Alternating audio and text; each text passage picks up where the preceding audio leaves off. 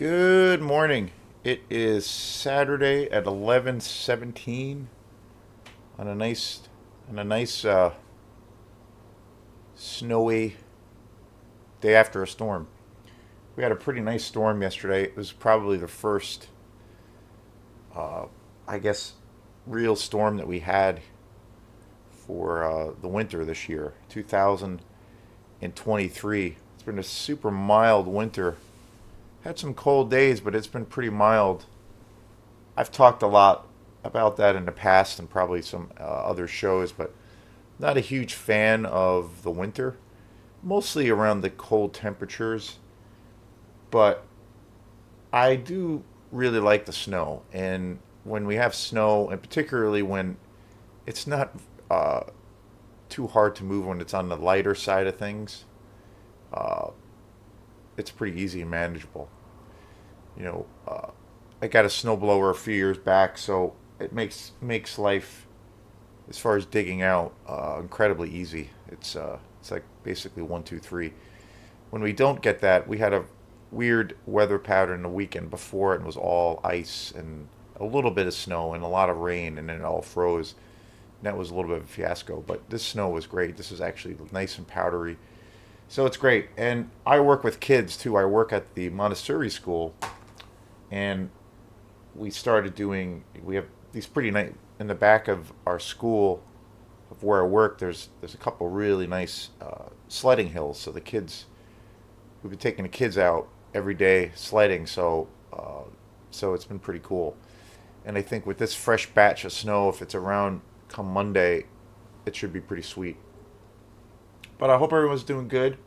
The Yeah, lots of things to talk about.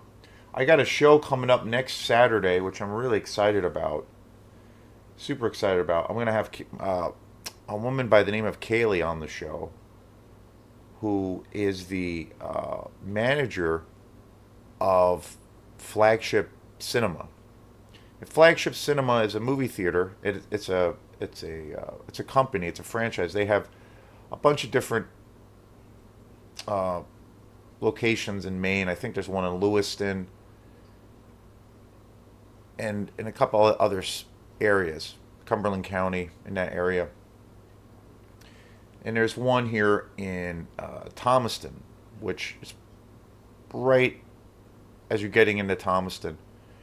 Where I live in Northport. And then for people who don't know me or don't know this area of Maine, Northport is like kind of in the middle. I like the location, at least where I live, because it's really central. I'm central to all of the little towns that are around here. So it's pretty easy. In Maine, it's a place that, if you want to go out and do things, typically, if you want to go to concerts or bigger events or things like of that nature, you tend to have to, kind of drive around and travel around, or, if you want to, go to, find a place to eat out at night, or go to go to certain bars, you have to kind of drive around a little bit.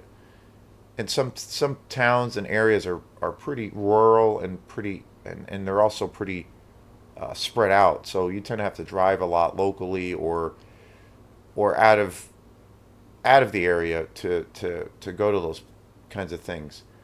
But I think the one cool thing about where I live is that it's pretty close to Belfast. So I'm about 7 minutes from Belfast, and then the next town that's close is Lincolnville, and then Camden, Rockland, and then Thomaston. And there was a really beloved theater in Belfast called the Colonial Theater that just recently closed. Uh, I think it might have been like a little bit after Halloween of last year, maybe early November. And that was a movie theater that's kind of an institution. It's been around for years. I mean, as far as I can remember, when I moved up here um, in the late '90s, and then, well, actually, when I first came up here in the late '90s, and then I moved shortly thereafter, the Colonial was a theater, and that was like the spot to go to the movies. And for years and years, I used to go there, and I have so many great memories of going there to that theater. And it's a special kind of theater. It's a the way the setup was kind of unusual because not it wasn't a traditional theater, or it's not a traditional theater, or it wasn't a traditional theater, I should say now. It was or it, owned by Mike Hurley, or it still is, who was the mayor of Belfast, and he's a super cool guy, very much involved in the arts and doing various events around that. Very supportive of the arts, pretty hands on, and he was the mayor at the time when I first came up here. But he also owned the Colonial Theater. And the Colonial Theater is really interesting because when you walk in, not only, well, when you first get there, if you've never been to the Colonial Theater, or back when it was open, when you get to the Colonial Theater, there's a giant um, elephant, like kind of paper mache elephant on the top. And it looks like an old school theater. It looks like a theater from like the 80s or something. And it's just, kind of that old school, almost like Art Deco kind of style on the outside. It's super cool. And then when you go in, there's two theaters on the top. And then downstairs, they have this thing, which is the third theater, and it's called Dreamland. And Dreamland was awesome because you go downstairs, you go downstairs and you go through this long kind of corridor, and then you follow all the way down, and it's basically like the basement. And you follow all the way down, and then you open up the doors, and there's this big, huge theater right there. And it's a regular theater. There's a stage. There's a balcony, and the seating is pretty good. Wherever you more or less would sit, all the times I went there, anywhere where you sit for the most part, you can get a good seat, and the sound is pretty good. Over the years, I'd always find I found like some of the spots that were like the best spots, but very cool spot. And it was a beautiful theater. I mean, it was literally like a theater, and it has or had like an incredibly long history. I believe I think maybe in the 30s. I mean, it's been around forever, forever. At one point, it was a boxing theater. They actually had boxing matches in there, and I guess at one point too, it was a regular theater where they had plays, and then it evolved to where it was, eventually bought by Mike Hurley, and then it was turned into a movie theater. And that was, the destination to go to, as far as locally, to go to the movies. That was the place, and it was, I have so many great memories of going there. My favorite memories of going to the Colonial was back when the Lord of the Rings movies came out, directed by Peter Jackson through New Line Cinema. The first three, The Fellowship, The Two Towers, and Return of the King. And it was a magical time to go to the theater, and especially going there to the theater, because I remember like people were so excited and so stoked to see that movie. And everybody, it's a beloved story and stories, written by Tolkien, and so it's part of our culture, really growing up reading those classic stories, just classic literature, arguably the best literature around as far as fantasy goes. And then all the anticipation when those films were announced was kind of through the roof. And I just have so many great memories of going there and waiting in line, and the theater would be just packed.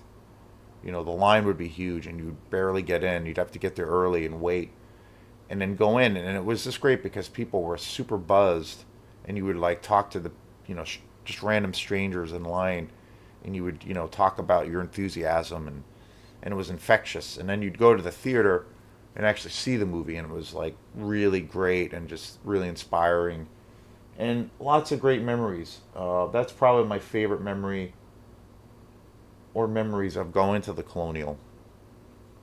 And now, because of how things have changed so incredibly radically as far as how people watch movies and how technology has changed.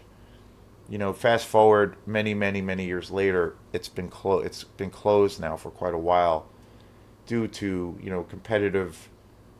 the competitive market now, mostly centered on the whole streaming platform. So really, the only theater locally is Flagship, and Flagship at one point was facing that same possibility of closing.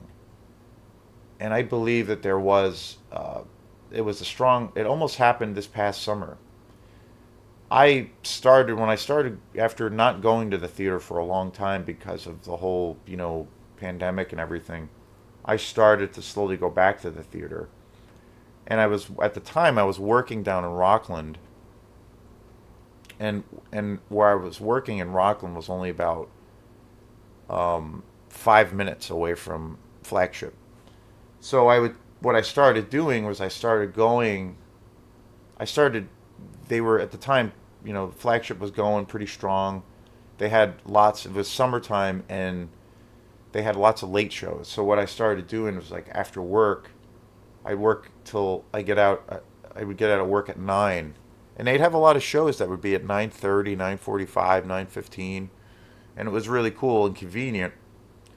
So I started going to the movies then. And a lot of times, um, most of the time, I would just go over right after work. I'd go in my work clothes and just go over there and see a movie.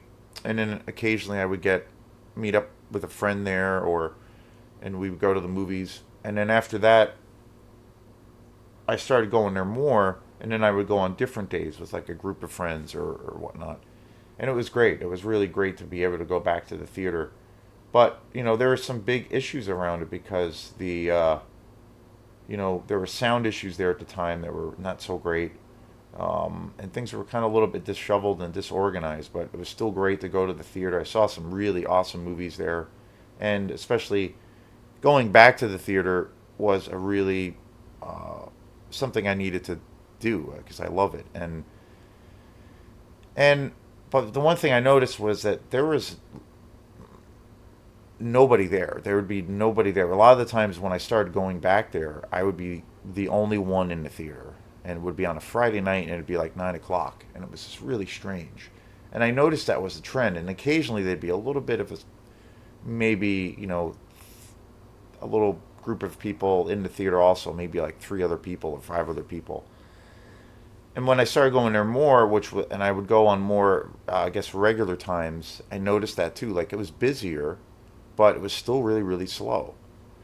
And I noticed that and I started going there over a period of about a year, and I noticed that just the numbers started dwindling down. When I remember, going to that theater years ago, it was, packed. Like you'd have to wait in line. A lot of the shows would sell out. The theaters themselves would be filled. Only a few empty seats. You'd have to scramble around to get a seat. The whole thing. Things really changed. And they were facing, I believe, this past summer on the prospect of possibly having to close. But then there was a big article done by the company Flagship, and I believe Kaylee was interviewed, and they basically said, "Well, hey guys, this is where it's at. We might be closing. We might be going away because we can't really, compete with the all of the online services that are available for streaming. And because of COVID, lots of different factors. At that time, it was probably a lot to do with COVID, with people just not wanting to leave the house. Or if they did, it was very, you know, sporadic and those kinds of things. But it was a big issue. And after that article came out in an interview, there was this uh, resurgence of interest in that theater. And suddenly people were like, no, no, don't let it be. We can't let this happen. And from what I gather, people started going to that theater. And it was during the time when a few big blockbusters came out, particularly um, Top Gun Maverick, which is actually a really awesome movie. I want to do a show on it. That was probably for me the biggest surprises or biggest movie surprise last year. I like that movie. I mean, it's a classic '80s movie, the original. I do like Tom Cruise, and that's a kind of a classic movie. that was a movie of, like many other people at that age watching that as a kid. I grew up watching it, but I was never like, I don't know. I never put that movie necessarily on this giant pedestal of like being this, 80s classic like maybe some other movies. But I always liked it. So I saw Maverick and I was really blown away by how just what an outstanding movie it is. Like really, really good, and it actually has some depth and the action on all fronts. It's just and it's a phenomenal movie going experience.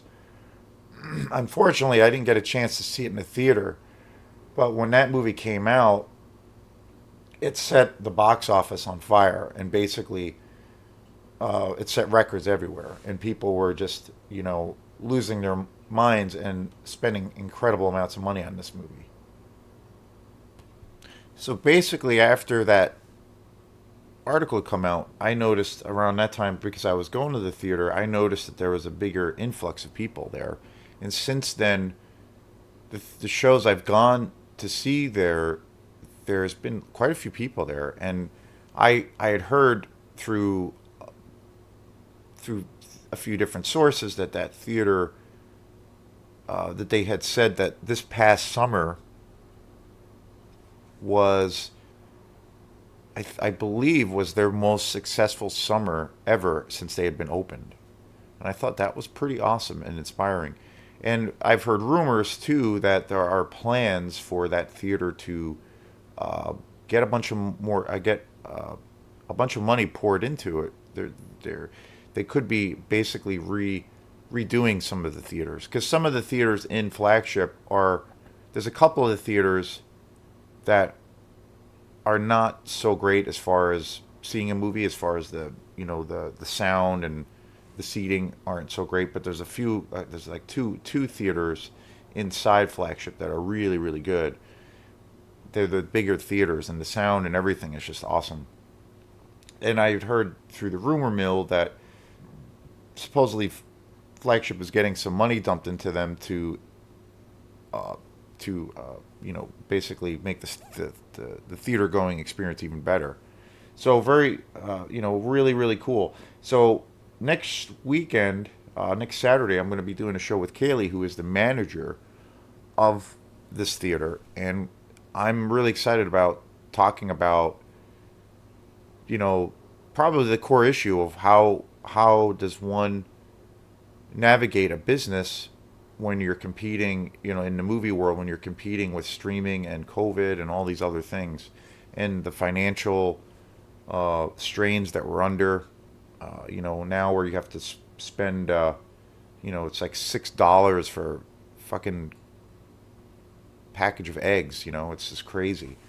So I'm really excited to see to have her on the show and to talk about this, because it's a thing I care about deeply, and it's something for me that I cherish, that experience of going to the theater. I don't think it will ever go away, but it's changing and morphing so much, and because of technology and just how things are, it's changing at such a rapid rate that it's hard to see where things will go and where it will be. I've just noticed within the last 2 years how the landscape is totally different, and I'm just basing it on me being a film fanatic, being an avid movie watcher, movie collector, and someone who just generally loves to go to the theater. So I'm super excited about this whole show. So stay tuned for that. That's going to be the next interview segment. And there's a couple other things that's going to, I'm going to be doing as far as interviews, but that one in particular I'm really excited about. And also, on the quantum front, next Saturday we will be doing a show at this really brand new venue that just opened called the Gypsy Rose Tavern in Camden, Maine. It's right on Elm Street. Can't miss it. It's right pretty much up the street in Camden. Super cool, super cool place. Just opened a few weeks ago, and they're really, really emphasizing music there. They're having lots of bands there. It's a really beautiful space. It's got fantastic food, cool people. So we're going to be doing a show there next Saturday, or this coming Saturday, because today's Sunday. So this coming Saturday at 9 o'clock with Spencer Roulard's project Method for Madness. Spencer was a guest on the show. He does all of this amazing modular synth stuff. He's just a truly talented guy, and just he's got so many cool things going on. So we're going to be doing a double bill with his band Quantum and Method for Madness, and it starts at 9 o'clock. And we're trying to build this show as a dance party. So there's been people and things coming up where people have kind of, hinted that they want to have an event where people can go out and dance to some, good dance music, particularly in the electronic world. So that's what we're trying to do with the show, and that's what we're trying to, that's kind of how the billing has been presented for the show. So if you're around, please check it out. It should be a lot of fun. And as far as other Quantum events come and go, there'll be some more events. I'm working right now on some other events that will be happening, maybe during the spring, summertime, maybe some winter things.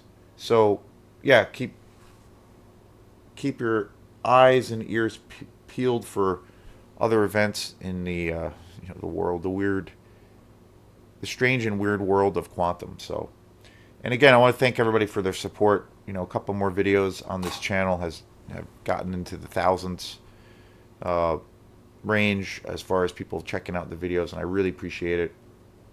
We're at about 201 subscribers, so that's been really awesome. Since I've been cranking out the videos, I know it's always been, that was one thing I was always reluctant to, or not reluctant, but, well, I guess that's a good word, or kind of hesitant to do the YouTube thing, was I always had heard that it's harder to get people to kind of check out your stuff more than if you have, say a Facebook page. I find like if you do Facebook, a page around, some kind of hobby or an art thing that you like to do, or it seems like it's relatively easy to get, people's attention, or to get people to like your page, or, and when you do the Facebook Live thing, like you're kind of guaranteed an audience right away, and you can really keep track of who's watching, and it seems like it's pretty easy to get that kind of stuff and to build something.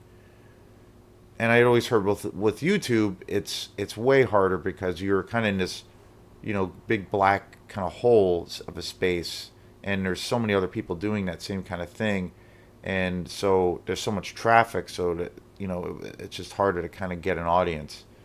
And the key, from what I've heard and what I've been understanding over time, is just really about sharing your videos, to as many places as you can, tagging, people who, people who do various searches on YouTube for a particular thing. The more that you tag your video, that will come up, and there's a lot of different things. But I noticed one thing that's been happening, that I've been doing, that's caused the numbers to go up, and it's a slow process. But one thing that I've noticed has made that change pretty significant is just the amount of content I'm putting out. So that's kind of gotten me more fired up about doing that, because I noticed that seems to be a thing that increases the traffic, like just the more content, and hopefully the quality of what I'm doing, which I'm always striving to make the videos and the presentations better. So I've been, I do a video every day, and I noticed that helps. And so today is a movie that I think is one, it's called A Scream in the Streets. I think this is arguably, probably,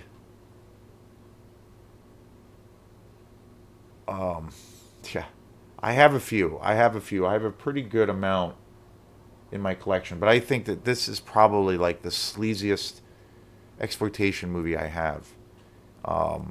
It's so awesome. I love this movie to death. I did a show on this on Facebook when I was doing my Facebook Live videos. I did a bunch of, I might have done like 2 videos on this, and I know I did a a little review and a blurb about it. I've talked about this movie a lot. I haven't done it for this YouTube channel yet, and I just love this movie to death. This movie is definitely just so nasty and dirty. I almost kind of consider it a softcore porn to a degree. It really rides or walks a fine line between, pure pornography and then like a fictional movie. And the funny thing is, actually, this is an amazing package that Severin, one of the best companies out there, that specializes in all things exploitation. They're just amazing. I have quite a few Severin movies now, and I'm looking forward to buying more. Um, and this came out in '72, but it comes with two additional like short films that were made by like the same director, Carl Munson, and they're pretty much porn. It's pretty funny. Like they're pretty much above the grade of what the label would be used for, say, softcore porn. This is like elevated where there's like penetration and things, and it's pretty much porn. These movies are like, or this movie, Screaming in the Street, is definitely toting that line. It's like again, it's super sleazy, and it's mind boggling that this came out in 1972. Like it's unbelievable. It's unbelievable. Like this gives a movie, typically now in a lot of movies and TV shows, especially a lot of the TV shows, they have lots of violence. They're very dark, and there's tons of like sexual content.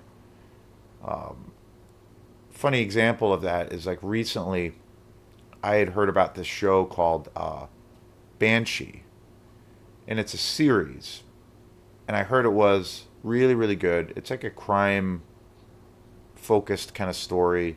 Lots of it's kind of focused on this dark underbelly of all of these criminals that inhabit this town, and it's pretty good. Like I heard it hyped up as being one of the best shows, I'm really hard on television shows. Well, not hard on them, but for me it's very hard for me to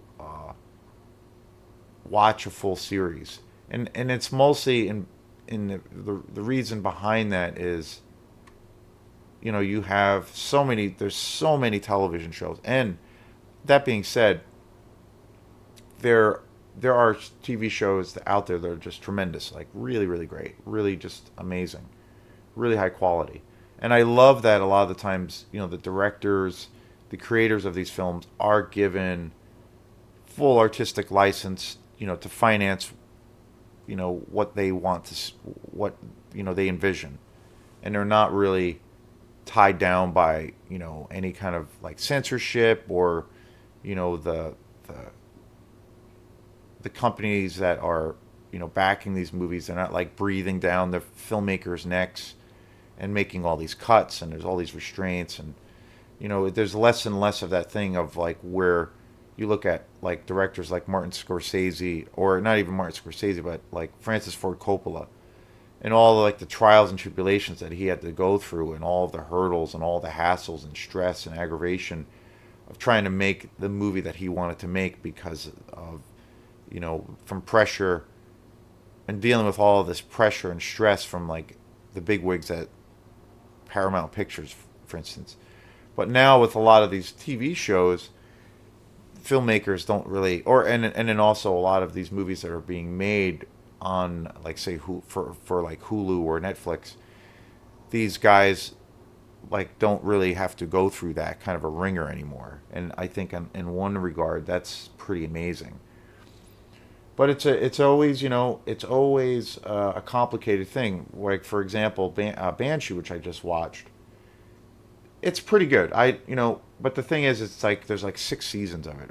Yeah, and it's like that's why I love movies, because you can watch it for an hour and a half, 2 hours, 3 hours, whatever it is, and it's conclusive. It's not something that's going to go on and on and on and on and on and on.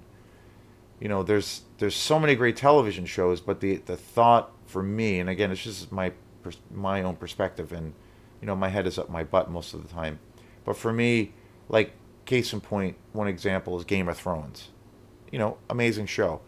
I've only made it to the third season, but the idea of watching that show for 10, that's a series that's been on for 10 years just seems so daunting and just like exhausting because it's so long and it just goes on and on and on. It's a great television show. The Walking Dead, that's probably the most extreme one. That goes on, that's been on even longer. So the idea of like, and I like that show. I liked what I've seen, but the idea of like, by the second or third season, I'm just kind of done with it. I'm going to do a show pretty soon on True Detective, which is my all-time favorite television show. I love the shorter ones because they feel like a movie. That feels like it's conclusive and there's a definitive ending. It doesn't just go on and on for years and years and years, and there's not those like stereotypical tropes of there's gotta where they feel like, okay, we gotta throw in the cliffhanger to keep people watching for the next 10 years. It's like it's all put out there. It's in a nice cohesive package. For example, like True Detective, and it's conclusive, and you get what you need, you get what you want, and then it's over. And it doesn't go on forever. Another show I really love is Manhunt, the show, the series about um, Ted Kaczynski. I mean, just amazing. And it's a shorter TV series, and it's to the point, and it doesn't go on. It's one big series, and it's just amazing. But Banshee, for instance, what I was saying is that show is okay. It's pretty good. It's pretty entertaining, but it's a very long season. I'm not going to make it all the way through. But the amount of violence and the amount of sex in the show is just like out of control. Like every other scene is basically somebody getting shot in the face, or somebody getting a blowjob, or somebody getting taken from behind, or there's like some kind of like there's like these rapey scenarios in it. Um, there's there's so much sex, and it's fine, and it's kind of cool and kind of sexy in the first part of it, but then like every other scene is just like sex scene after sex scene after sex scene and violence after violence, and it just felt like I finally had enough of that show because I felt these guys who created the show were just overcompensating for there not being that great of a story, or the story not being strong enough that they just got to fill it with all of this sex and violence because they can. That's kind of the thing. But when I think, or when I watched that show, I thought it was okay. I thought it was pretty good. Not as good as what people had been saying. But when I think of the sexual content of that film, and then compare it to this, Scream in the Streets, it's unbelievable that this was like made in '73, and this is far, in a lot of ways, far more nasty. Just because there's no budget, the people who are the actors in the film aren't really actors. They have very minimal experience. They're not very good. And it's like, it's all done in one or two takes. It's just so dirty and raw and sleazy. And it just adds to that kind of pulpiness to the whole experience. And that's what I love about these movies. And it's hard. So to me, when I think about, or always realizing that a film like this came out in '73, I mean, like 50 years before any, things like say Banshee ever came out. It's unbelievable. Like, at one point you could go to see this like piece of trash in the theater. It's just like amazing. Like, I would have loved to have grown up, to have been old enough to experience the whole like grindhouse cinema experience. I grew up right after that, and I would have loved to have like been able to have been like at a relatively mature age. Not that I'm mature now, but that I could have had access to be able to go to see these like insane movies in the theater. It would have been just amazing. This movie is so bizarre too. It's also one of the strangest movies too. It's got these two kinds of subplots. Like basically, there's a story around these two cops that are like kind of these buffoons, but they're super funny, and they're investigating these series of murders that are going on. And so the movie focuses a lot on the two of these guys together, and they're kind of dumb and but they're hilarious and super funny. This movie is actually really funny too. It's super silly and goofy and campy, but these two guys are really hilarious and funny, and they're kind of stupid and they're kind of incompetent, but they were like put in charge of this case to investigate these murders that are happening.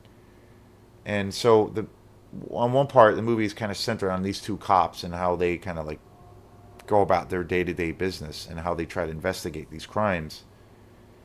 And then there's also this other character in the background who is like this weird guy who's like this peeping Tom. And there's like scenes of like him going in and watching these women have sex, and these he comes across this couple. He's a peeping Tom. He goes up to these random houses or people that he kind of knows, and there are all these like scenes of like where he's like peeping on these women that are having these like lesbian sexual escapades.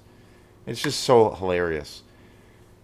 And then the other part of the story is centered around this guy who's a transvestite crossdresser, who is this like serial killer, and that part of the film is pretty disturbing, pretty messed up, and he's like a serial killer, but he's like a pretty disturbed individual. And then throughout the whole film, there's all of this violence, and there's a lot of, every other scene is some kind of sexual thing going on, and it's so freaking sleazy. I just love this movie. It's so entertaining. It's definitely a step.